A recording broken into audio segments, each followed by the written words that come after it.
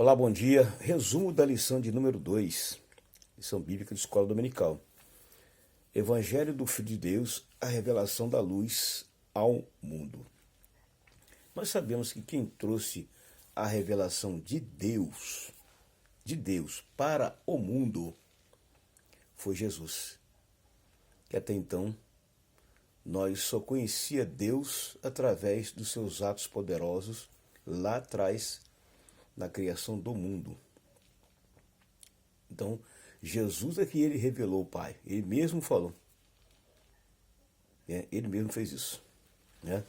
E o Pai também falou do Filho. Ele também falou do Filho.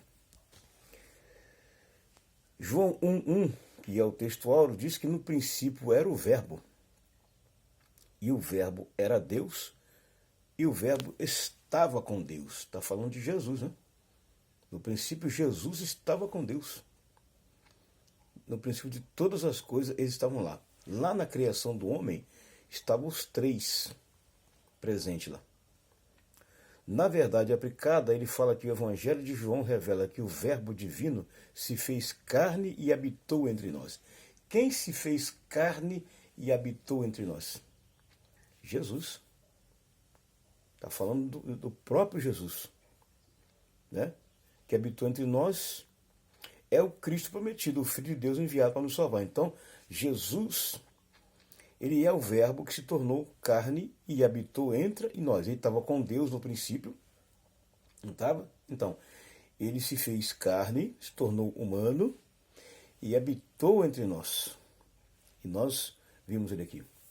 Nos três objetivos, o primeiro objetivo da lição: conhecer o contexto histórico e religioso do Evangelho de João, quando foi escrito, quem escreveu, para quem escreveu, ressaltar as diversidades que os cristãos enfrentavam nos dias de João. Então significa que nos dias de João já tinha adversidades, e nesse dia também tem. Terceiro, compreender a diferença entre o Evangelho de João e os evangelhos sinóticos. Tem diferença? Tem. Tem diferença. Pois bem, nós temos um motivo de oração que ele diz assim, bem claro. Ore para que mais pessoas reconheçam o Filho de Deus como o único Salvador. Nós temos que orar para que as pessoas reconheçam que Jesus ele é o único Salvador. Tem um bocado de Salvador por aí, que as pessoas intitularam que são Salvador. Mas Jesus ele é o único, inigualável, e não tem outro igual a ele, não tem outro igual a ele, nem tem outro melhor do que ele. Ele é o único, inseparável e inigualável. Então a primeira parte da lição, que é a introdução, vai dizer que nós temos que conhecer o contexto histórico, de João. Então, o Evangelho de João ele foi escrito provavelmente nos anos 90, ao ano 100 DC. O que significa a palavra DC? Depois de Cristo. E a palavra AC? Antes de Cristo. Então foi por aí que ele foi escrito. E ele traz várias informações para nós. E o objetivo desse evangelho é fortalecer a fé dos cristãos. Então nós entendemos aqui já uma parte boa do contexto histórico. No tópico 1.1 ele fala da autoria do Evangelho. Quem escreveu o Evangelho? O escritor do Evangelho segundo João, o escritor das 3 epístolas de João e o escritor do Apocalipse. Você acha que é o mesmo? Ou estamos falando de outro João? Não confundam que João Batista ele não escreveu nada. Então, não é João. Não é João. Para vocês entenderem bem claro. Os pais da igreja, como Eusébio Clemente de Alexandria, Irineu de Lyon, Teófilo de Antioquia e Policarpo, concordam que a autoria do Evangelho de João seja do próprio João, que se refere a si mesmo como o discípulo amado, ou o discípulo a quem Jesus amava. João finaliza o seu evangelho como aquele que testifica das coisas que escreveu. Portanto, esse evangelho foi escrito por aquele mesmo discípulo que reclinava a sua cabeça no ombro de Jesus, que era chamado de o outro discípulo ou o discípulo amado. Então, está se falando de João, né? O mesmo lá da ilha de Pátmos. Dos apóstolos, o único que morreu de causas naturais. Os outros foram degolados, enforcados, decapitados e assim sucessivamente. Temos também aqui nesse contexto histórico a data e o local, né? Ele é o quarto evangelho. Não contém citações exatas a respeito do local onde foi escrito, nem quando isso aconteceu. Entretanto, de acordo com a tradição, estima que o livro tenha sido escrito na cidade de Éfeso, atual Turquia, entre os anos 90 a 100. Então aqui temos aqui o contexto histórico, né? Ou seja, depois da destruição de Jerusalém, no ano 70 depois de Cristo, e antes do exílio de João na ilha de Pátmos.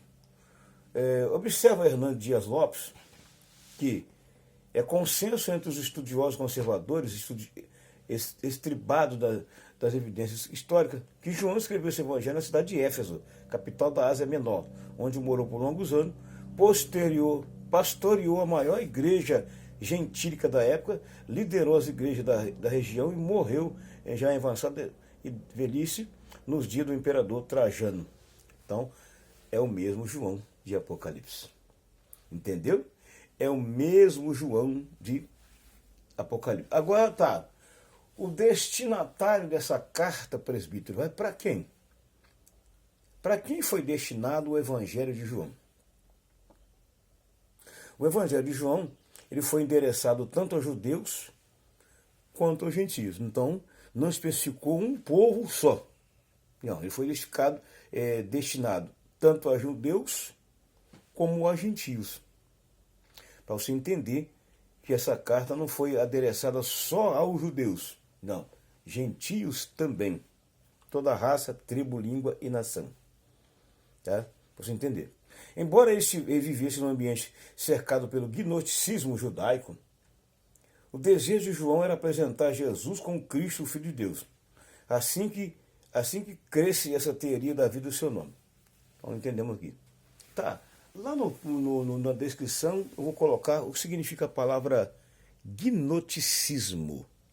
Você sabe ou não sabe? Tá? Parte 2 da referida lição, lembrando que é só um resumo. A parte 2 nós vamos falar exatamente sobre ressaltar as adversidades que os cristãos enfrentavam nos dias de João. Então, nos nossos dias também nós enfrentamos adversidades. Agora não sei se é mais ou menos do que acontecia lá atrás. Mas tem adversidade nos nossos dias também. Contexto religioso. O Evangelho joanino ou de João está entre os registros no final do primeiro século ou do cristianismo, num tempo de crescente oposição aos cristãos. Apostasia e disputa sobre a natureza de Jesus Cristo. Naqueles dias, os cristãos sofriam afrontas e perseguição por parte dos judeus, do helenismo e do gnosticismo. Rapaz, olha só as perseguições que esse povo sofria através do helenismo, gnosticismo, que perseguia os cristãos.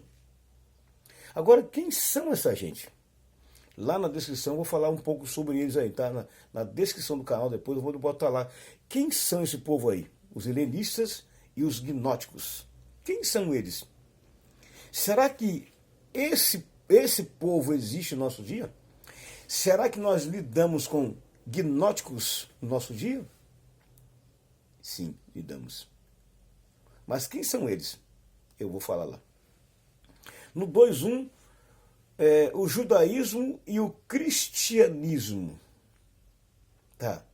O movimento judaizante fez uso de muitos meios para tentar atingir o cristianismo, com suas perspicazes manifestações. Os evangelhos mostram as constantes críticas da liderança judaica com o discurso de Jesus e alguns comportamentos que o seguiam ou foram beneficiados por suas ações. Ao dizer, eu sou o caminho, a verdade e a vida, ninguém vem ao Pai se não for por mim, Jesus recusou o ensinamento judaico de que nenhum homem pode ser intermediário entre o Criador e os seres humanos. Concordo plenamente. Que lição que Jesus deu aqui, hein? Não tem nenhum intercessor entre Deus e os homens. Tem um intercessor entre Deus e os homens, esse é Jesus. Ele é um intermediário direto. Nós oramos a Deus em nome de Jesus, não é isso? Que a Bíblia diz? Tá. Agora, quem vai interceder por nós a Deus é Jesus. Porque ele tem um acesso direto lá ao Pai, está todo dia com o Pai, toda hora com o Pai, está direto com o Pai. Então, ele é o nosso intercessor, intermediário direto. Nós oramos a Deus em nome de Jesus, mas nós aguardamos o retorno de Jesus, porque ele é que vai falar com o Pai, para então nos trazer de volta a resposta daquilo que o Pai falou. Isso aqui é muito importante. Tá? O tópico 2.1, ele fala do helenismo e do cristianismo. Então falou lá, tá? Do judaísmo e o cristianismo, que Jesus deixou bem claro em João 14,6, que não tem um intermediário direto entre Deus e o Pai. É ele, tem que passar por ele. Você já observou que para você chegar a um juiz, você passa por quem? Para você chegar a um juiz, você passa pelo advogado. Você não pode ir direto ao juiz, não. Ninguém vai direto ao juiz. O único que tem acesso direto e livre ao juiz é o advogado. E para falar com Deus, você tem que passar primeiro por Jesus. Por isso que ele falou lá para os judeus, lá, ó, eu sou o caminho. Não adianta. Eu também sou a verdade e eu sou a vida. Então tem que passar por mim. Eu sou o intermediário direto entre vocês e o Pai. Não tem outro caminho. Tem que passar por ele. Tá. Aqui já no helenismo e cristianismo, posteriormente à morte do Filho de Deus, surgiram diferentes ideias sobre sua real missão, o que gerou divisões entre alguns grupos que entendiam que a mensagem do Evangelho de modo distinto. O helenismo foi considerado uma religião pagã. Então, eu já falei aqui, ó, o helenismo é considerado uma religião pagã. Tá, qual era o objetivo dessa religião pagã? Se levantar contra o cristianismo. Opa, então significa que o helenismo se levanta contra o cristianismo, ou seja, eles não são a favor do evangelismo e do cristianismo. Tá, presbítero, será que esse grupo ainda está atuante hoje também nos nossos dias? Será que existe helenistas no nosso dia? Existe um grupo que é contra o evangelho, contra a igreja, contra os ensinamentos e contra os princípios doutrinários da palavra. Toma cuidado com esse grupo, porque esse grupinho também está por aí, à solta por aí, e infelizmente muita gente seguindo esse grupinho aí. Tá? Esse grupo possuía uma inquietação filosófica quanto ao sentido da vida e a felicidade do indivíduo em um mundo incerto. As Escrituras nos alertam contra todas essas filosofias. Tende cuidado para que ninguém vos faça presa sua por meio de vãs filosofia e vã se utiliza, segundo a tradição dos homens, seguindo o rudimento do mundo e não de Cristo. O próprio Paulo falou isso lá em Colossenses capítulo 2, versículo 8, que era para tomar cuidado com esse grupo, com essa gente. E esse grupo e essa gente estão infiltrados até mesmo no nosso meio. Mas será que no nosso meio evangélico tem essa gente, presbítero? Tem sim, senhor. Esse tipo de gente também entre nós. No 2.3 ele vai falar do gnosticismo e cristianismo. Então você viu aqui, ó, 3 grupos que se opõem ao cristianismo. Você observou?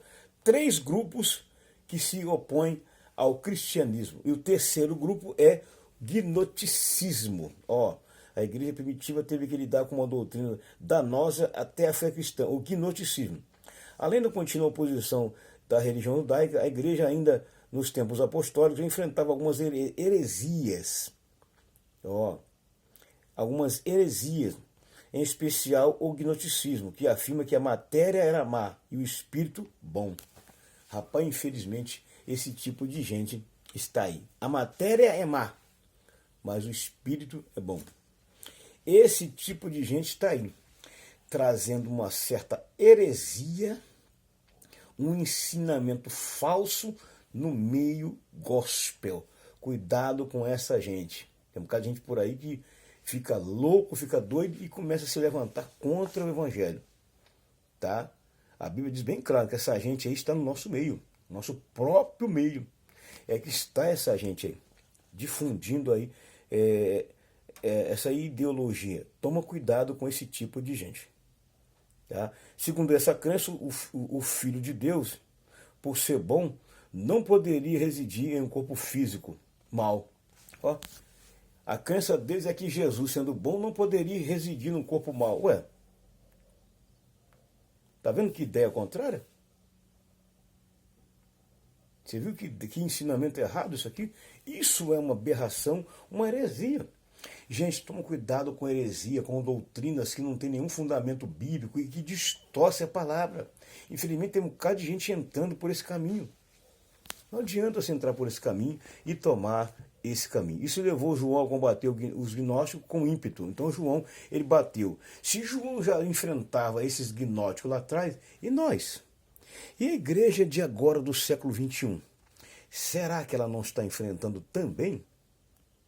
Sim, a igreja do século XXI também está enfrentando essa mesma barreira, essa mesma situação.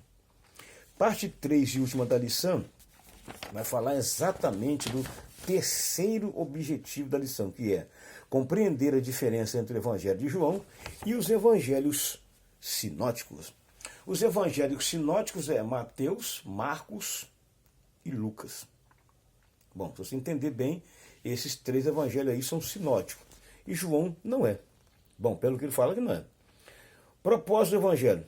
O apóstolo João declarou claramente o propósito do seu evangelho. Esses, porém, foram escritos para que creas que Jesus é o Cristo de Deus, para que crendo tenhas a vida eterna. Um evangelho distinto dos demais, ou seja, tem coisas que os 3 evangelistas escreveram e João não escreveu. Agora, tem coisas que tem escrito nos 4 evangelhos, mas tem algumas coisas que você não vai encontrar no evangelho de João. Só tem nos outros 3 evangelhos sinóticos, nele não tem. Já observou isso aí? Para ler uma vez, uma hora, a Bíblia, você vai ver que tem essas diferenças aí. O evangelho de João nos é apresentado após os evangelhos de Mateus, Marcos e Lucas, conhecido como evangelho sinótico. Então, os outros 3 evangelhos são sinóticos, João não. Tá? E eles são assim chamados por partilhar uma composição histórica semelhante e conter relatos em comum. João seguiu um caminho diferente dos outros evangelistas, pois seu relato visa despertar e nutrir a fé do povo apresentado por Jesus como Filho de Deus que se fez carne. Então você vê que tem algumas passagens que tem nos 4 evangelhos, mas tem passagens que só tem nos 3 evangelhos sinóticos. Se você for pegar passo a passo, você vai ver que tem coisas que João não comentou. Tem coisas que João não escreveu e não comentou. Ele deu mais ênfase a um assunto mais abrangente e os outros 3 evangelhos sinóticos já comentaram esse referido assunto. Tópico 3.2, a teologia de João. Tá. Logo no início do seu evangelho, João identifica-se Jesus como o Verbo e afirma que o Verbo era Deus, revelando a divindade e a verdadeira identidade de Jesus. A mensagem principal do Evangelho de João são Jesus, o Cristo, Filho de Deus, fé, outro Consolador, morte, ressurreição, vida eterna. Ao ler o relato de João, notamos a relação entre a fé e a vida eterna, estão contidas na teologia joanina. Se refere à teologia, João diz que é testemunho dos milagres registrados nesse Evangelho e ele testifica que Jesus ele é o Filho de Deus. 3.3 e última, que é apenas um resumo, João nos ensina a evangelizar. E lá, exatamente, ele usa como base, que é chamado de textual da Bíblia, João 3,16, que todo mundo conhece de cor e salteado, o texto de João 3,16. Né?